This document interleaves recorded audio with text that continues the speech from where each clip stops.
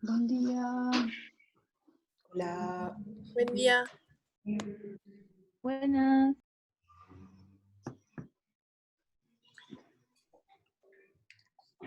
Hoy tenemos invitada especial de lujo a Gaby Sánchez, que nos va a hacer una presentación sobre su trabajo, que esperamos que les sea útil para la vida y para el proceso en el que se encuentran de trabajo en la asignatura, pero también en la carrera. Para el alma. Para la vida, para todo. Gaby para todo. Ay, chiquilines, cuántas expectativas. No,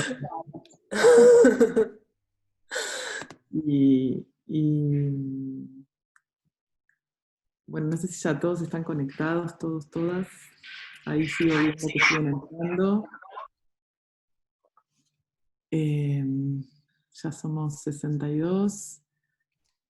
Buenos días, Brenda. Buenos días, Federico, Elena, Juliana.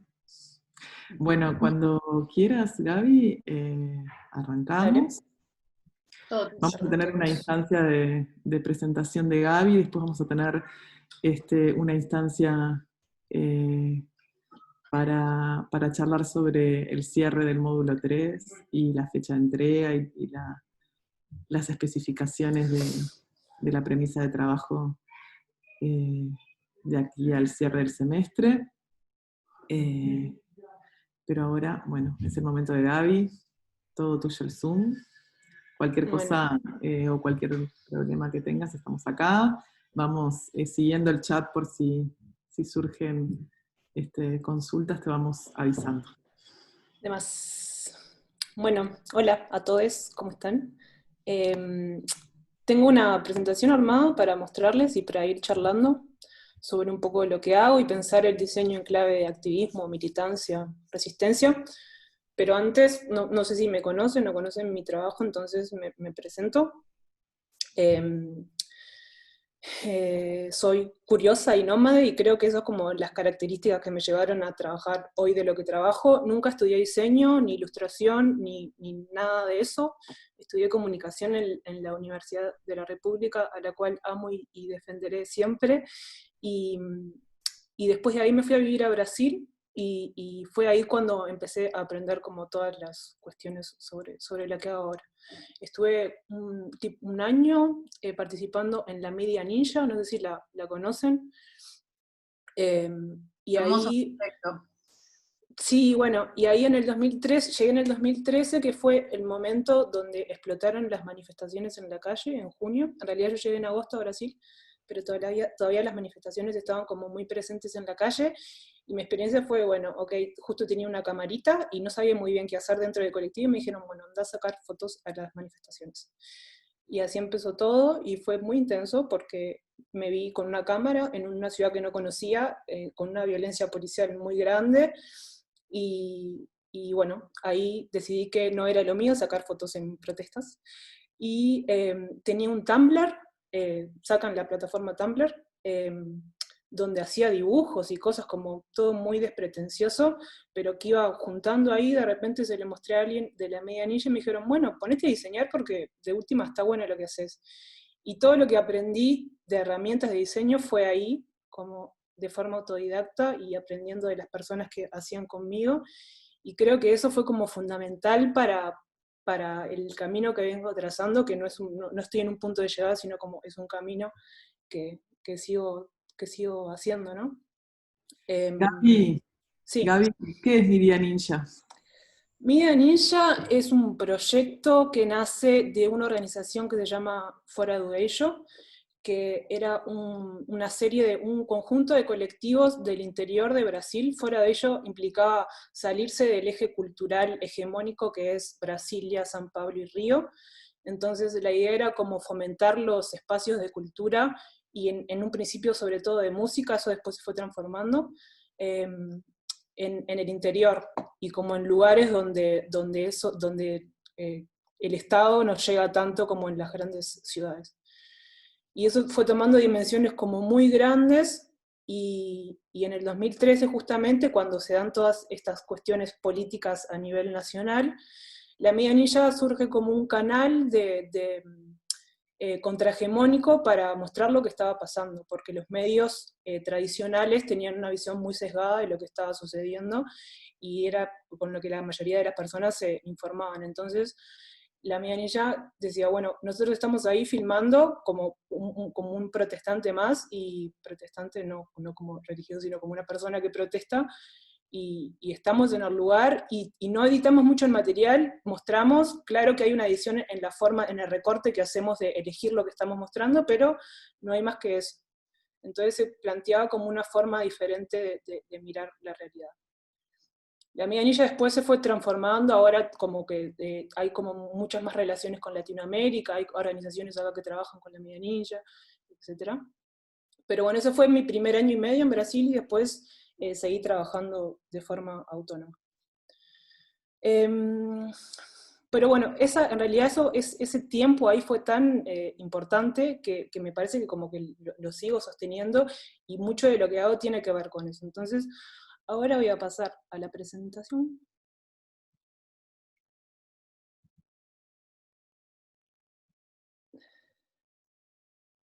A ver. ¿Ven ahí? ¿Todos? ¿Sí? Bueno. Sí, se puede ver, Gaby. Un poco en conjunto con la gente del equipo docente pensamos este título para la presentación, que es Hay una grieta en todo, que viene de una canción de Leonard Cohen, no sé si lo conocen, que se llama Anthem, que dice así que hay una grieta en todo y es por ahí donde entra la luz. Para mí transitar este momento histórico de crisis y de caos y de entendimiento extraño de la situación es un poco transitar y buscar esas grietas, ¿no? Como desde la ilustración, desde la pegatina, ahora después voy a explicarles un poco lo que hago, y desde el diseño, pero también desde las prácticas de la vida cotidiana, así como lo que hago, cómo me relaciono, cómo trabajo, etc. Pero bueno, entender también qué implica habitar esa grieta es como interpretar signos y visualizar las conexiones que implican ese mundo donde suceden esas grietas. Y para entender ese mundo hay que entender como las condiciones históricas y sociales que hacen posibles la visualización de esas llamadas grietas que van a como recorrer la presentación. Entonces, antes de hablar como de mi trabajo y desde la resistencia y la militancia, quería como entender dónde estamos parados todos, para ver qué se puede hacer en realidad y cómo puede actuar el diseño desde ese lugar. Para eso, como quería pensar en clave de estéticas de poder y subjetividad capitalista. No sé, creo que todos podemos acordar que vivimos en un mundo bastante hostil y desigual, de lógicas asimétricas, totalitarista, hipercontrolado, etc. Entonces, ¿cómo se planta el diseño desde ese lugar? O por lo menos un diseño de resistencia. Hay un tema con el diseño gráfico en general. A mí como me cuesta un poco decirme soy diseñadora o soy ilustradora, o encasillarme en un lugar con límites muy, muy cerrados o con muros muy altos. Y sobre todo con el diseño gráfico, sobre todo porque cómo es su nacimiento y a lo que está asociado. El nacimiento del diseño gráfico, como lo conocemos hoy, está como contextualizado con la modernidad. Y la modernidad con revoluciones industriales, apariciones de grandes economías, donde el diseño viene a cumplir un papel un poco instrumental del desarrollo de esas cuestiones, como estar al servicio del mercado. Y gran parte de su existencia funciona así, ¿no? Al mismo tiempo, crea un sistema de valores y una sensibilidad que nos quiere hacer creer que todo lo que vivimos y el mundo en que vivimos y el diseño que tenemos es natural, que no hay nada como que discutir, que es así y punto. Pero en realidad, creo que el camino no es por ahí. Papanek, o Papanek, no sé cómo se pronuncia, capaz que ustedes pueden decirme mejor, dice una cosa que me parece re interesante, que dice: el diseño gráfico intenta que las personas compren cosas que no necesitan con dinero que no tienen para impresionar a gente a la que no les importa. Y viene a decir que en realidad el diseño es una herramienta súper poderosa que tiene el ser humano para modificar su entorno, más que ser funcional a un sistema.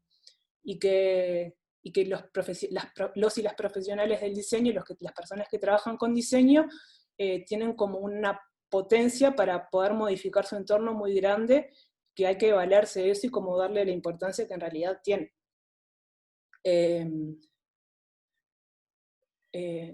Lo que invitaba a él era como a reflexionar acerca de lo que se estaba diseñando, no solo diseñar, sino solo pensar la práctica también, ¿no?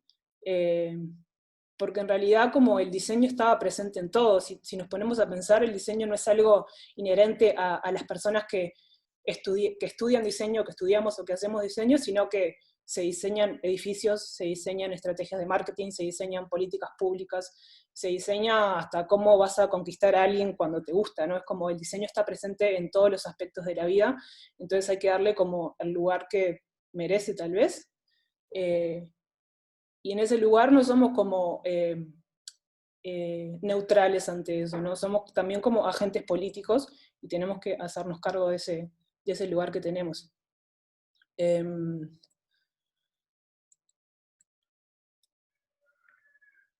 Entonces el diseño realmente cobra sentido cuando tiene un objetivo social. ¿Vamos bien? ¿Me siguen? ¿Quieren cualquier cosa que quieran decir, preguntarme, etcétera? Pueden cortarme sin problemas. Okay. Entonces, como lo que les decía, la cuestión en el diseño es entender lo que está en juego al hacer, pero también en el pensar esa serie, en encontrar las fisuras o esas grietas para entender cómo podemos incidir en el mundo en que vivimos. No es que eso va a suceder porque sí y va a suceder de un día para el otro, porque tampoco le podemos pedir al diseño o a la imagen que cambie el mundo, ni que solucione los problemas políticos que tenemos y que no tenemos ni siquiera muy bien claros y discutidos a dónde queremos llegar, pero sí que es importante, me parece, que como que pensemos en clave de lenguaje y metalenguaje, o sea, ¿por qué hacemos lo que hacemos, no? Y ahí la cuestión de las preguntas es fundamental porque son esas preguntas las que van a cuestionar todo lo que venía diciendo anteriormente y esa función del diseño que explicaba anteriormente. Los procesos de normalización, como entender esas grietas, las preguntas van a abrir situaciones, van a habilitar espacios de pensamiento y nos van a mover de lugares que son cómodos o que nos consuelan o nos tornan pasivos porque en realidad es así y no lo vamos a cambiar. Entonces sirven para elaborar y para asumir que en realidad a veces no sabemos algunas cosas, pero bueno, nos mantiene en movimiento. Este autor acá que dice esta frase, Arturo Escobar, es un colombiano, que me parece como re interesante lo que trae en relación al diseño como una disciplina para pensar el cambio social. Y él lo que dice que es lo original, si queremos pensar el diseño en clave de activismo y de cambio, lo original tal vez no sea traer algo completamente nuevo, como, bueno, porque estamos ante un momento de crisis, entonces tenemos que pensar algo completamente diferente, y tal vez no sea eso, sino como vincular, y él utiliza la imagen de entretejer lo que ya existe, y tal vez no fue considerado antes, o tal vez no tuvo la real importancia que se le tuvo que dar en algún momento, pero como eso, como rever y entretejer. Entonces en ese entretejido es que el pensamiento, es que el diseño surge como pensamiento y también como acción.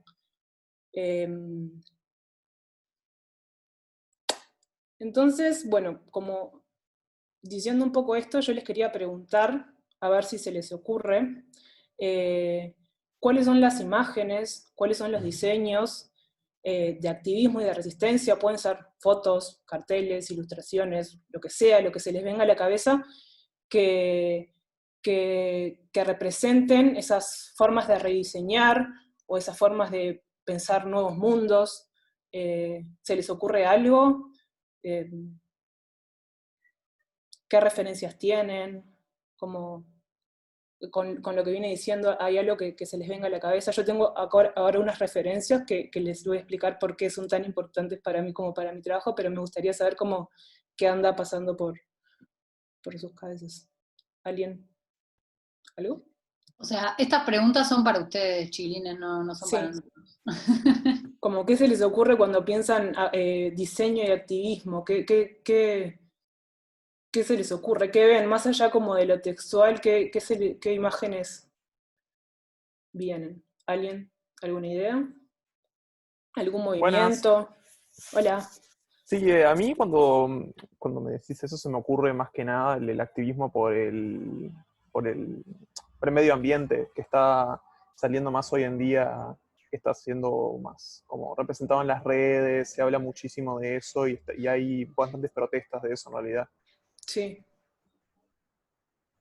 Sí, Y está nada como de muy eso, en presente, realidad el ¿no? diseño de cómo hacen los carteles, de cómo diseñan esas mismas protestas, de cómo protestan en general en realidad. Sí. ¿Alguno más? Hola, Para buen mí, día. Ay, Hola. perdón. para mí, capaz que no es tanto diseño, pero el muralismo por alguna parte. Claro, y además el muralismo tuvo como muchos movimientos se apropiaron del muralismo, ¿no? Está bueno, como con fines completamente diferentes. ¿Alguna otra cosa? Yo iba a decir que a mí cuando pienso en diseño y activismo, lo primero que se me viene a la cabeza es la cantidad de gente y artistas que hay haciendo cosas en la calle. Tipo afiches y grafitis.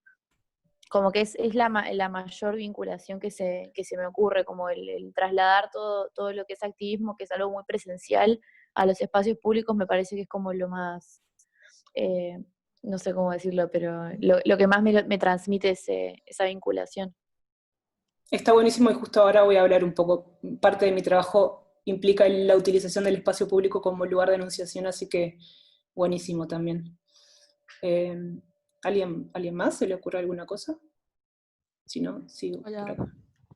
No, yo cuando decís como eso, me imagino carteles en las manifestaciones, murales en las calles y cantidad de imágenes y cosas en las redes sociales también. Claro, también, ¿no? Como en los últimos, qué sé yo, 15 años, el lugar que han ocupado las redes sociales también es como fundamental casi, ¿no? Está bueno pensar en clave también de espacio. No es un espacio público, es privado, pero se juega algo de lo público ahí también. Está bueno. Además, si alguien más quiere decir algo, si no, continúo por acá. Bueno, sigo. Iba a decir que me siento anacrónica porque pienso en el puño en alto. Ah, bueno, sí. Bueno, yo justo ahora las cosas que les voy a comentar no son tanto de nuestra época, pero me parece que hay como se pueden rescatar algunas cuestiones y eso es como lo que decía de entretejer y retomar, también está como ver qué cosas pasaron para aplicarlas al hoy. Entonces, yo les voy a comentar como 3 movimientos que para mí son como muy importantes por algunas cuestiones y que están como muy presentes en lo que hago. El primero es el taller popular, que surge con el movimiento del Mayo francés del 68, que era un buen movimiento que hacía carteles, en su mayoría serigrafías, y venían a decir que las calles eran nuestras, ¿no? Era como, sus reivindicaciones eran, las calles son nuestras, que el arte debe estar al servicio del pueblo, denunciando manipulación de los grandes medios de comunicación o de la violencia policial. Ese taller popular, donde se gestaron esos afiches, que es la iconografía como más fuerte de ese movimiento, que en realidad no fue solo en Francia, sino que fue un año como muy efervescente en todo el mundo, surgió en la Escuela de Bellas Artes de París, pero en realidad era formada por personas que estaban en la universidad, pero personas también que estaban fuera de la universidad. Y defendían un arte político. A diferencia de la propaganda tradicional, no comunicaban como mensajes político-partidarios, sino que colocaban un punto de vista sobre hechos y como el malestar que se vivía ante una situación específica, ¿no? Para mí la importancia que tiene el taller popular y como lo que está bueno retomar de ese movimiento es como la capacidad de comunicar de un modo muy simple, barato, rápido e impactante la urgencia que se vivía en ese momento. Eso puede ser aplicable a cualquier momento histórico, inclusive me parece que se aplica mucho al momento que estamos viviendo ahora. Fue un ensayo también como del trabajo colectivo por sobre lo individual, y también como eliminando la barrera entre creador y espectador, ¿no? Otro movimiento que me parece como súper importante es toda la estética creada de las Panteras Negras, que es un movimiento de personas negras en California, que surge en el 66 y dura más o menos hasta el año 82, que tiene como un actor muy importante, que es Emory Douglas. Si después quieren, bueno, yo voy a dejar disponible esta presentación, pero es muy increíble el trabajo que hace él. Las Panteras Negras tenían un partido y tenían una organización como muy elaborada, y él fue su ministro de Cultura, o así se llamaba, y fue el que estableció como la dinámica comunicacional y la estética del movimiento. Contextualizando también como, es algo que no ha cambiado mucho, pero la represión que tenía la población negra en ese momento era como muy fuerte, tenían reivindicaciones muy básicas sobre la vida y sobre la existencia, y la forma gráfica de ese cuerpo estético que crearon, que no era solo estético, sino que estético político, ¿no? Porque lo político es estético y lo estético es político, fueron para desarrollar como, y estar unidos frente al racismo, y para también como relacionarse de una forma positiva. O sea, una de las reivindicaciones más fuertes de este movimiento era, bueno, las personas negras somos lindas, las personas negras somos importantes, las personas negras somos fuertes, cosas como muy básicas, pero que los unía, y en realidad lo que sucedía ahí era como una resignificación de símbolos que habían sido apropiados por las personas blancas que en realidad les pertenecían, ¿no? Hay una cosa también como formal del trabajo de Emory Douglas que a mí me parece como re fuerte, que son como las líneas que utiliza, las líneas negras, los entramados, las texturas, también como pensando en la economía de recursos, porque ellos precisaban difundir esos materiales, entonces tenían que ser baratos. Él utiliza pocos colores, pero a la vez son imágenes como muy fuertes. Y para mí lo fundamental de este movimiento es entender cómo la rabia de la opresión puede ser transformada en un elemento político que en realidad sea un trampolín para salirse de ese lugar. Pienso, por ejemplo, también como el valor de lo estético en este movimiento. Mujeres empezaron a reivindicar como la belleza de sus pelos naturales y de no alisárselos, ¿no? Como era como una cuestión de un cambio sensible como muy fuerte. Y otro movimiento que me parece así como muy fundamental y que está como más cerca territorialmente es el del Ejército Zapatista de Liberación Nacional, que surge en Chiapas, en la zona, en el norte de México, una zona rural e indígena, en 1994, y que hasta hoy, con muchas transformaciones, sigue existiendo. Lo interesante de este movimiento es que fue un movimiento clandestino de personas indígenas que históricamente fueron negligenciadas por la población y sobre todo por la población blanca de México, y ellos incorporan el elemento cultural y estético a su forma de existir. Ellos siguen como un arte, porque no es solo diseño, ellos lo llevan como a varios aspectos de su vida, desde el diseño hasta la vestimenta, hasta las formas de organizarse, que es descolonizado, no es elitista, ni profesional, ni mercantilizado. En realidad el zapatismo no es solo una estructura política, sino que también se puede decir como que es poética, y su idea es como diseminar microestéticas que en realidad surgen de sus bases, como los caracoles que ellos le llaman, que son como las unidades básicas de organización. Todo eso surge desde de abajo hacia arriba o de adentro hacia afuera. Y esas estéticas cumplen como dos funciones re importantes que también me parece como bueno tenerlo en cuenta para aplicarlo o pensarlo desde otros lugares, que es narrar su historia como un ejercicio de memoria colectiva para permanecer y para poder hacerse comunicar hacia afuera y para preservar y enseñar la autonomía desde adentro. Ahora como viniendo un poco más acá en el tiempo, pienso en estos movimientos y pienso en lo que está sucediendo, por ejemplo, hoy. Pienso en Chile, por ejemplo, las protestas que surgieron en octubre del año pasado, y pienso el movimiento de Black Lives Matter, como la caída de las estatuas, la reacción ante símbolos que vienen establecidos, ¿no? Hay como una lucha simbólica muy fuerte que estamos viviendo en este momento, y está bueno también como observar en esta clave qué es lo que está pasando. Para eso hay una frase que en las dos clases anteriores yo estuve ahí como media encanutada, escuchando un poco cómo trabajaban y qué estaban haciendo, y recuerdo que algunas veces surgió como la frase "lo personal es político".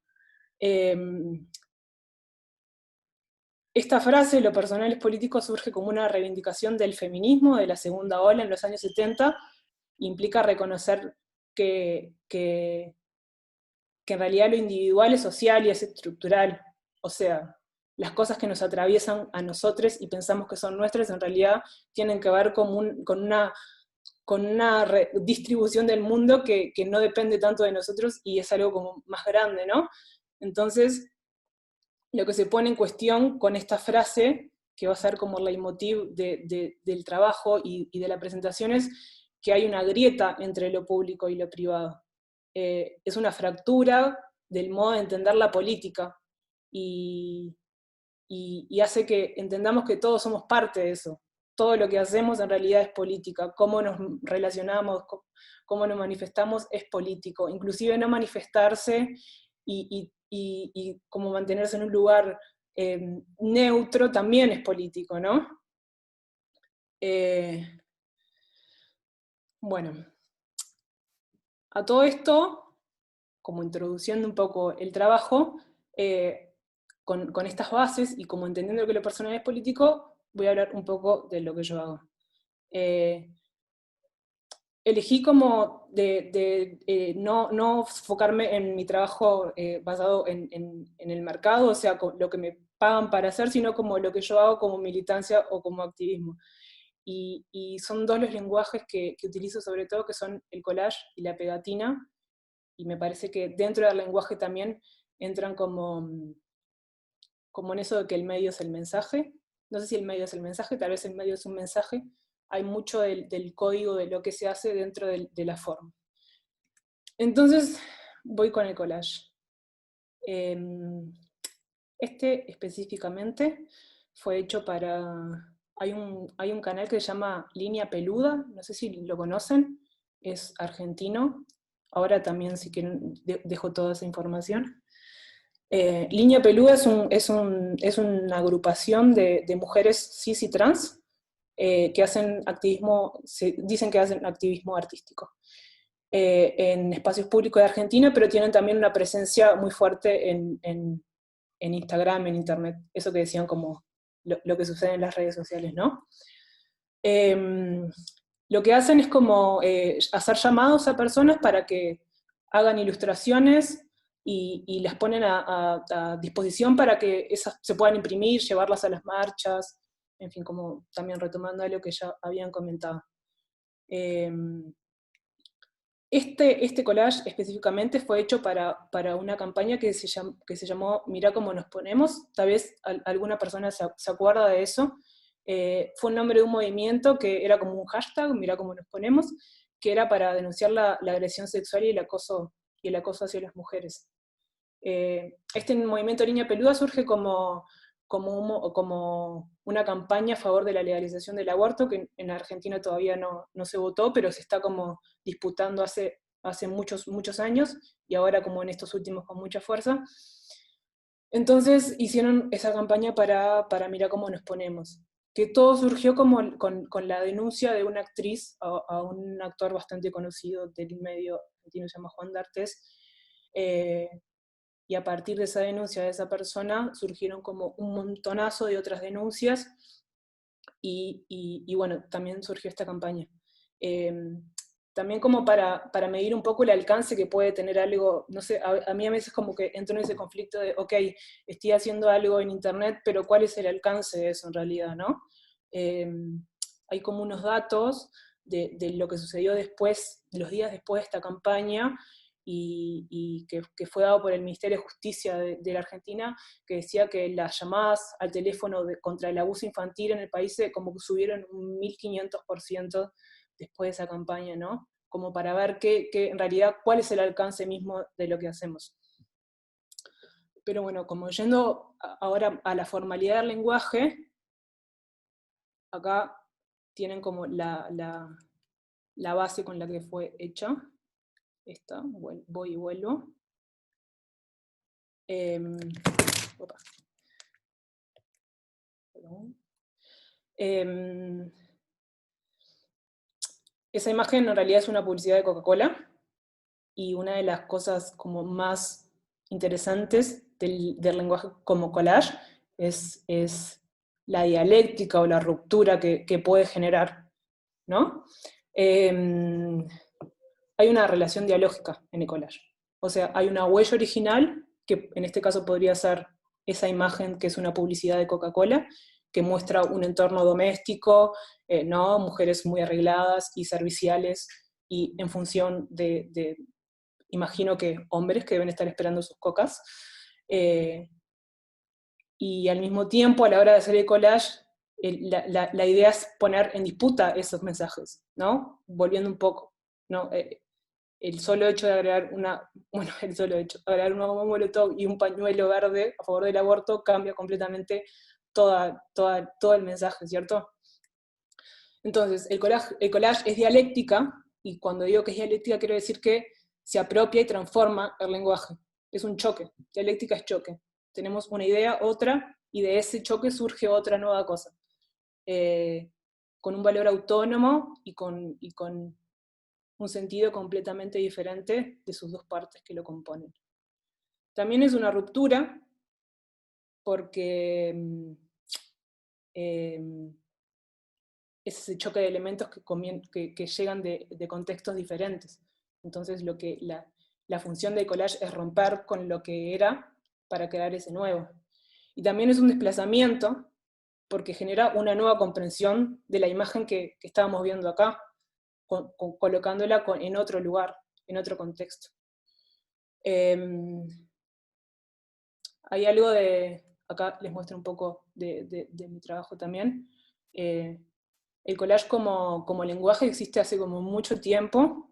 Hay indicios de que se hacían collage en China y Japón hace más de 2000 años, y que se utilizaban para decorar manuscritos en Persia, etc. Y en la época victoriana, en Inglaterra, las mujeres cuando surge la fotografía y las personas empiezan a tener más acceso a la foto, hay como muchos registros de álbumes de fotos de mujeres que vivían la mayoría de su vida dentro de sus casas y hacían como recortes y dibujos en álbumes familiares, pero en realidad el uso más interesante del lenguaje, del collage como lenguaje, me parece que llega con las vanguardias, y en realidad es como una conquista del cubismo y del dadaísmo. Las vanguardias como fenómeno social y político procuraban un quiebre, como eso que les decía, ese choque dialéctico. Con su vocabulario, incluso con la búsqueda formal del lenguaje, buscaban escandalizar y satirizar lo que era la burguesía que dominaba ese mundo a principios del 1900. En realidad el collage en ese momento fue en cierta medida una respuesta a las transformaciones estéticas y filosóficas que estaban sucediendo también en ese tiempo. Si pensamos el estado del mundo en ese momento era pre-Primera Guerra, como crisis, estados que desaparecían, estados que aparecían, ¿no? Como era todo muy convulsionado.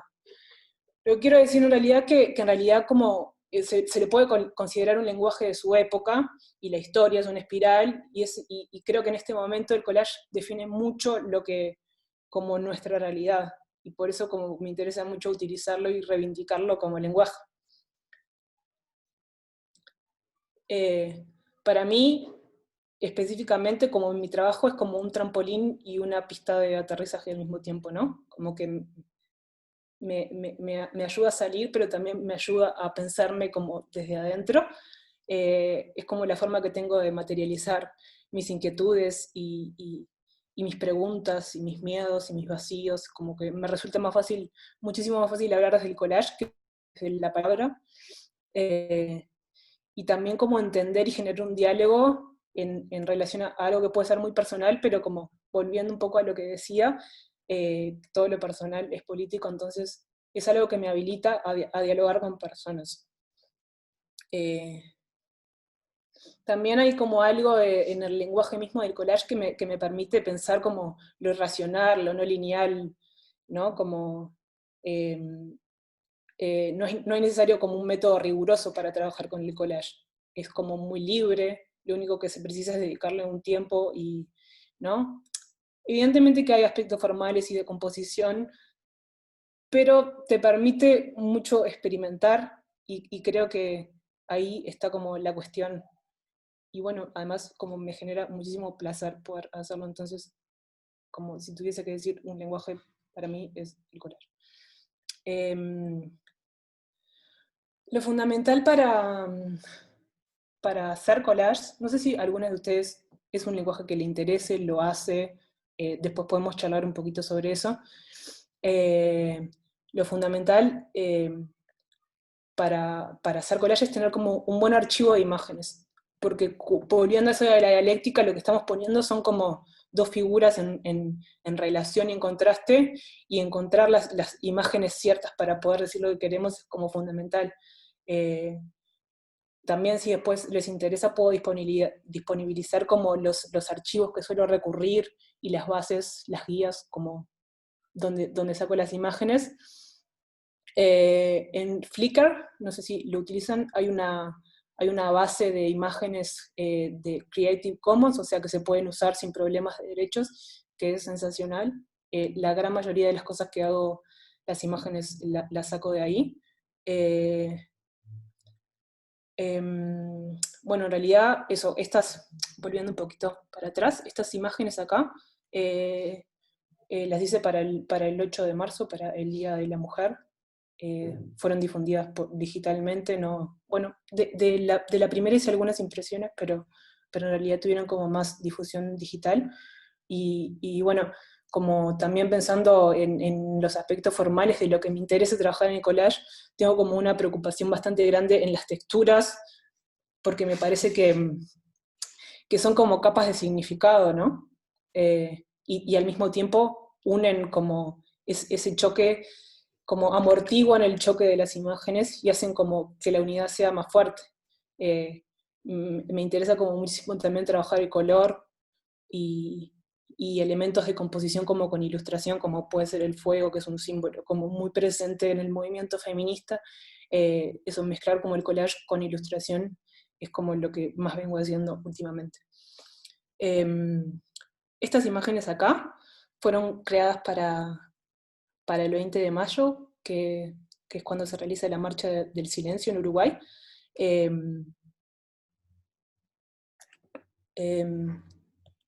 La primera es de Luisa Cuesta, que había fallecido unos meses antes, a finales del 2018, creo, sí. Y la segunda la hice este año, hace poquito, y respondió a un llamado de la Organización de Familiares de Detenidos Desaparecidos, justamente para llamar a esta marcha que, como a diferencia de los otros años, no fue presencial.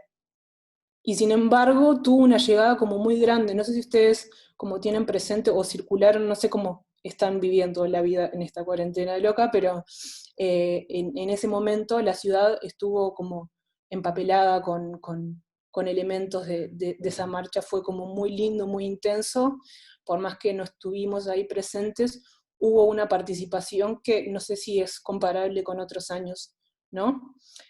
Y para mí, ese llamado fue casi un paradigma de cómo podemos involucrarnos con el movimiento desde la ilustración, ¿no? Como, aún sin haber una gran colectividad o organización en torno al diseño y la ilustración, que es algo que me parece que falta, que también podemos discutir después, pero que hay una tendencia a la individualidad y a hacer las cosas como pensando desde lo propio y no tanto desde lo colectivo, y mismo siendo que hay muchas personas ilustradoras que tal vez no se posicionan tanto políticamente o de forma militante, en este caso fue como muy presente el papel de los ilustradores en ese llamado, y para mí fue muy hermoso. Eso es una clave que me parece fundamental para pensarnos localmente, ¿no? Pienso ahora, por ejemplo, en los países que nos rodean, ¿no? Chile, Brasil, Argentina. Todos ellos tienen un movimiento de diseñadores e ilustradores que hablan sobre su realidad. Pienso, no sé, Línea Peluda, que les mencionaba en Argentina, mujeres ilustradoras a favor del aborto, con una organización como súper fuerte. Hay un movimiento en Brasil que se llama Design Activista, que también son diseñadores unidos por todo Brasil, que surge un poco de fuera de ello, pero después se separa un poco. Pero bueno, ellos están constantemente siguiendo las pautas de lo que va sucediendo y creando material gráfico organizadamente.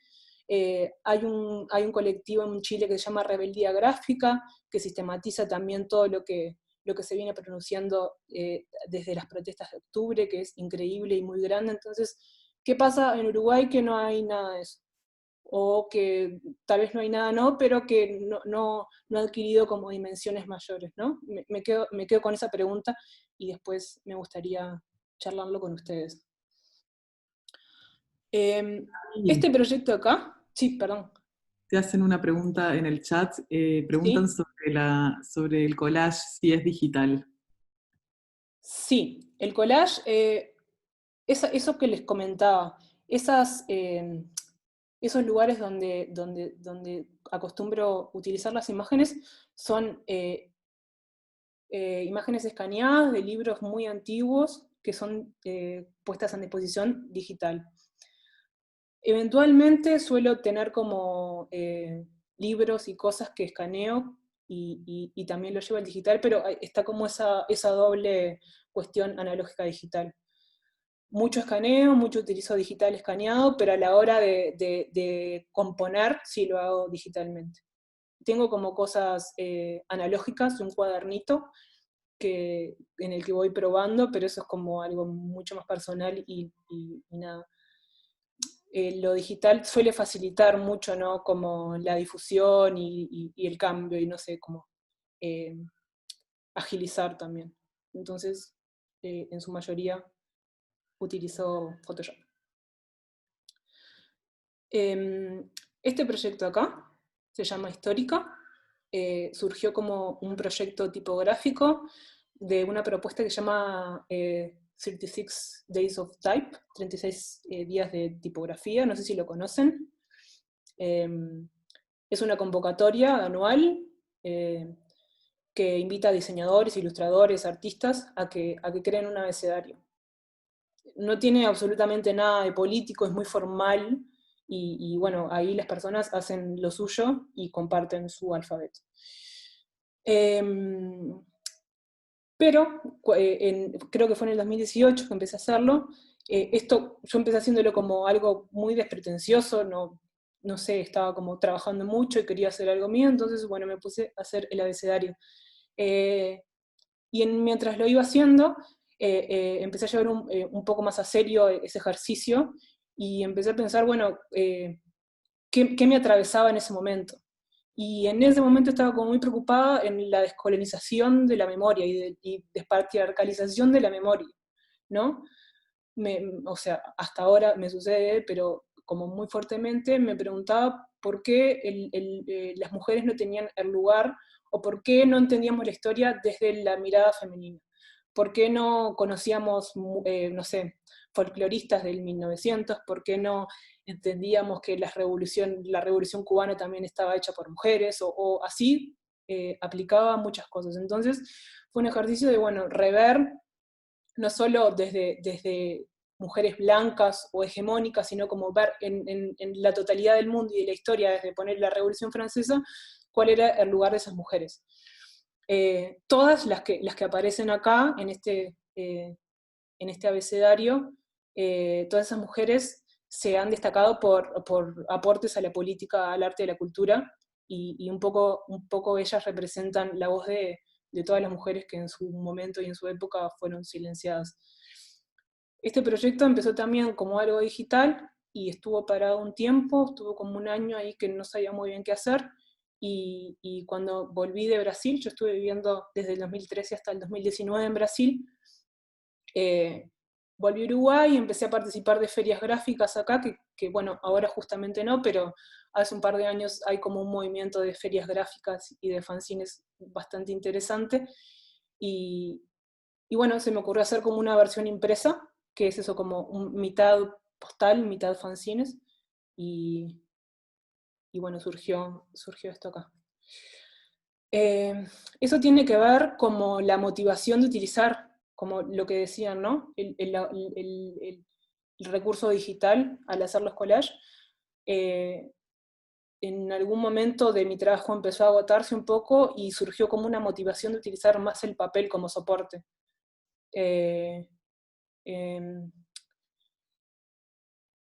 Es verdad que desde las redes sociales se puede hacer mucho, y desde lo digital se puede hacer mucho, y es fundamental como para entender nuestra época, pero también es cierto que generalmente nos manejamos dentro de redes sociales que tienen algoritmos, que esas plataformas tienen algoritmos que suelen generarnos una idea de que en realidad estamos dirigiéndonos a todo el mundo, y no es tan así, ¿no?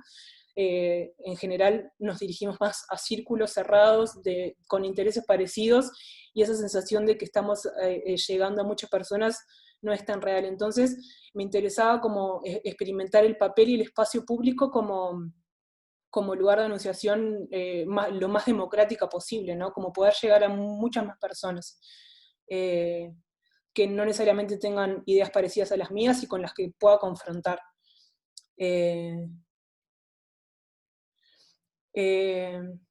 Todo ese proceso me generó varias preguntas, y en ese entendido de que no existe un lugar más democrático que el espacio público, porque hay una diferencia real. Me preguntaba eso, como quién producía las imágenes que vemos en la ciudad, ¿no? Tipo, si pensamos iconográficamente, o quién diseña las ciudades, ¿no? ¿Somos nosotros? ¿Cuál es nuestro lugar en el diseño y en la creación de imágenes de la ciudad, de ese espacio público? ¿O qué relación hay entre la gente que produce las imágenes y la gente que las lee? Todo como esas preguntas fueron las que me llevaron a empezar a realizar esas pegatinas. Y hace más o menos 2 años, desde finales de 2017, las vengo haciendo como un proceso continuo de comprensión del arte callejero, como una disputa de sentidos también, ¿no? Como una puesta en diálogo, y para pensar esos espacios, para reconfigurarlos, para apropiarnos de esos espacios, porque en definitiva el espacio público es de todos, y al ser nuestro también tenemos que ocuparlo, ¿no? Como activamente. Y por otro lado también entender como que hay una vulnerabilidad en esa práctica, ¿no? Que yo esté ahí haciendo mis cosas no quiere decir que no sé, que haya una subjetivación real, que yo pueda generar algo muy directamente con las personas. Es como una prueba, y es muy difícil como leer qué puede llegar a pasar, pero bueno, me parece que lo importante es como estar presente y estar atentos a las señales y qué va sucediendo con esas pegatinas.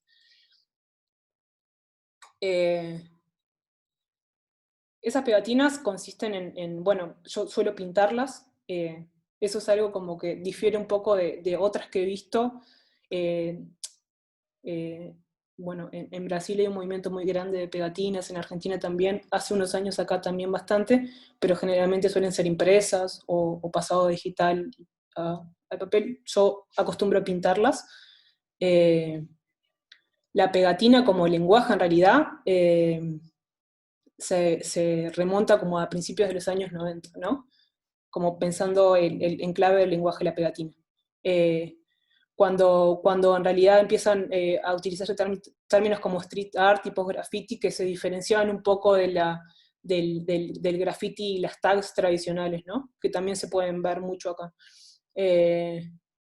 Las pegatinas cada vez más, y eso está como muy claro en Montevideo, y sobre todo en algunas zonas de Montevideo, ¿no? Como un centro, Cordón, por ahí, cada vez más forman parte del paisaje urbano de las grandes ciudades, ¿no? Y hay una cosa re interesante del lenguaje también, que suelen tener una vida útil relativamente corta, porque la fragilidad mismo de los materiales usados, y eso posibilita también como varias reapropiaciones. Y para mí ese es el diálogo más interesante que sucede como con el lenguaje mismo. Las pegatinas interfieren en ese espacio y ocupan la ciudad como soporte de enunciación, o sea, utilizamos este espacio para decir. Y en realidad creo que en ese ocupar ese espacio hay una reivindicación del arte como transformación cultural y necesaria, sensible, que puede habilitar nuevos intercambios más allá de los vigentes. Muchas de las pegatinas que hago son estos personajes encapuchados que están viendo acá. Como volviendo a las referencias, tiene mucho que ver como con el movimiento zapatista y como con con un contexto, ¿no? Cuando empiezo a hacer estos encapuchados, yo estaba viviendo en Río, y ahora eso sucede en varios países, pero habían sancionado una ley, era un momento de muchas protestas, la gente estaba en la calle como de una forma muy fuerte, y ahí sancionan una ley en Río, pero después en todo el país, que las personas no podían cubrirse la cara a la hora de protestar. Por otro lado, hay como una pretensión de transparencia en la comunicación y en ese diseño en función del mercado que hablaba antes, que implica como una existencia de la objetividad, ¿no? Como somos transparentes, y en realidad para mí lo interesante es habitar la nebulosa, habitar el ruido, como entender que hay grises, dudas, y reivindicar ese lugar de preguntas, ¿no? También como hay una discusión sobre la identidad, y como la constante necesidad de inscribirse dentro de un grupo identitario, como de ser mapeados, clasificados, como mostrarnos dentro de algo, mostrar que somos algo. Me parece que también como es un lugar que me gusta utilizar el espacio público para reivindicar el anonimato, tal vez, ¿no? Pero bueno, de una forma gozosa, ¿no? Generalmente esos personajes que estoy diseñando están bailando, gozando, como están curtiendo ese espacio, ¿no? Esto me parece que está bueno. Yo generalmente hago las pegatinas, ni bien las hago, les saco una foto, hago un registro de ellas, porque algunas duran mucho tiempo y otras duran un día, no, como que no hay una constante, entonces acostumbro a sacarle una foto, y eventualmente me llegan como imágenes de las reapropiaciones de esas imágenes, y eso me parece genial, porque en realidad es como lo más interesante, ¿no? Y justamente lo que trae la pegatina es como a la imagen estática y estéril y transparente, se propone una imagen resignificada, rasgada, reinterpretada, que puede llegar a reactivar una condición territorial y un encuentro entre mundos que puede también como llevarnos a pensar como nuevas formas de existir, o por lo menos eso es lo que quiero, o lo que espero, lo que busco. Esta es una de las últimas pegatinas que hice. Yo empecé este año a estudiar danza también en la UDELAR, como una forma de poner en movimiento el cuerpo, de salirme un poco de la cabeza, y como de buscar las intersecciones entre la danza y el diseño y la ilustración. Y una de las preguntas que circulaba con los compas de danza era como, ¿cómo seguir bailando en la pandemia? ¿Cómo seguir moviéndose, no? Y y en los tiempos que tenía, que salía, así como los pocos momentos que salía, pegatineé estas mujeres, y en realidad hay como una serie de movimientos, que era como eso, hacía pequeños, son muy chiquititas, y las pegaba en diferentes lugares y después las animaba. Eh,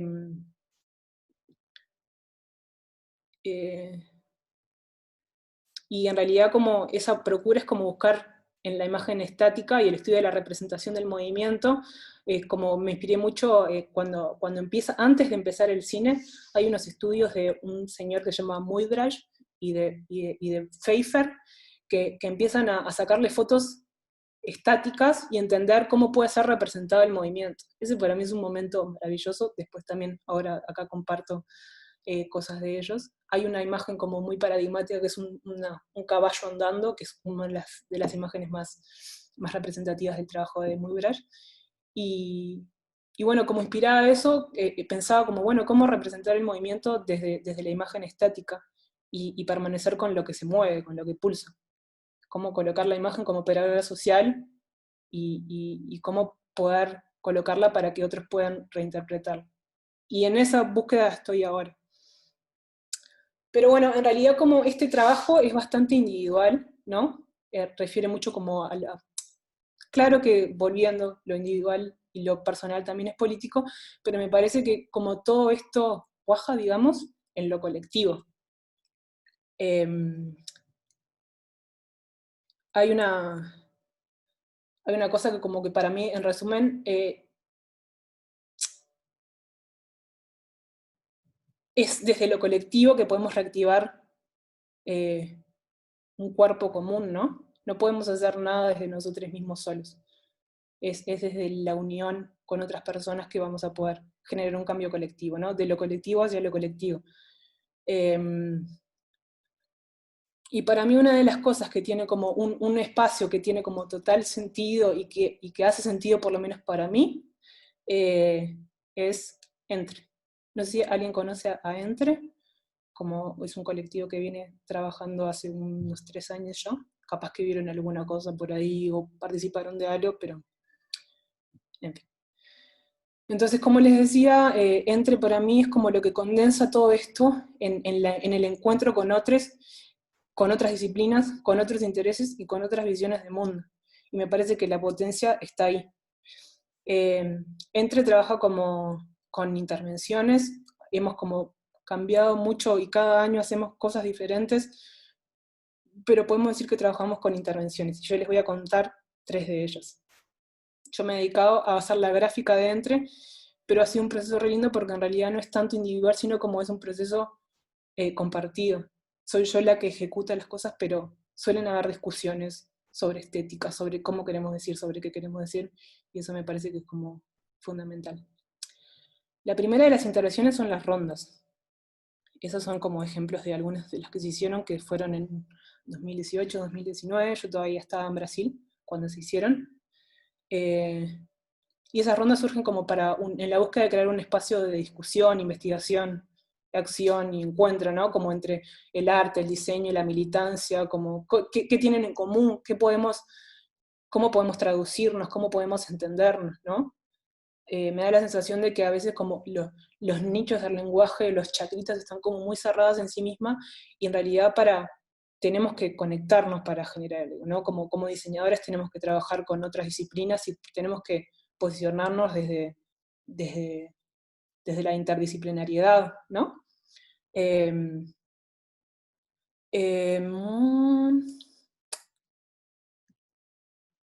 Otro proyecto fue la Escuelita Militante, que fue el año pasado.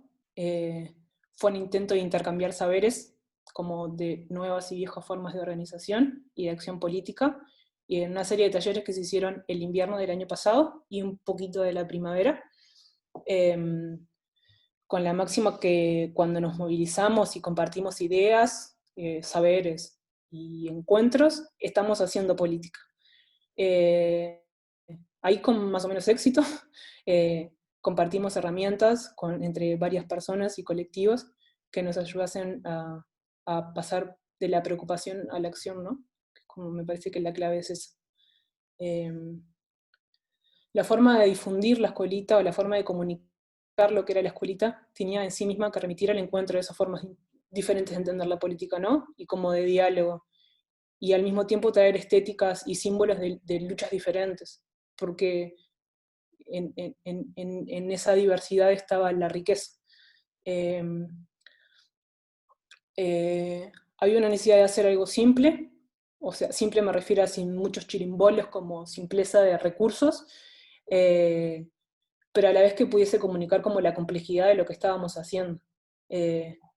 Hay un guiño al taller popular que mencionaba antes, y eso, y una necesidad de crear como imágenes reproducibles fácilmente, baratas, que pueden ser fotocopiables, replicables, dibujables, con usos limitados de color, y como con una economía real, ¿no? Esto fue parte de lo que hicimos en la presentación. Hicimos unos sellitos del logo. Fue como, también como pensando en formas baratas de comunicar, ¿no? Y por último, una cosa que me parece súper importante son, de las intervenciones son estos libros, que no sé si los han visto por ahí, que también hicimos con Entre. Los libros como intervenciones políticas estéticas implicaron como conjugar pensamiento crítico y colectivo en forma de texto e imagen, y de diseño también. En realidad, todo el diseño del libro fue hecho por nosotros, y eso es un trabajo muy, muy grande. También fueron por lejos las que tuvieron más alcance como intervenciones, ¿no? Si alcance le llamamos como llegar a la mayor cantidad de personas fuera de nuestros círculos, ¿no? De nuestras burbujitas. Eso que les decía, como conseguir un libro desde cero es un trabajo como gigante, escribirlo, diagramarlo, escribirlo colectivamente. Fuimos como unas 7, 8 personas que lo hicimos.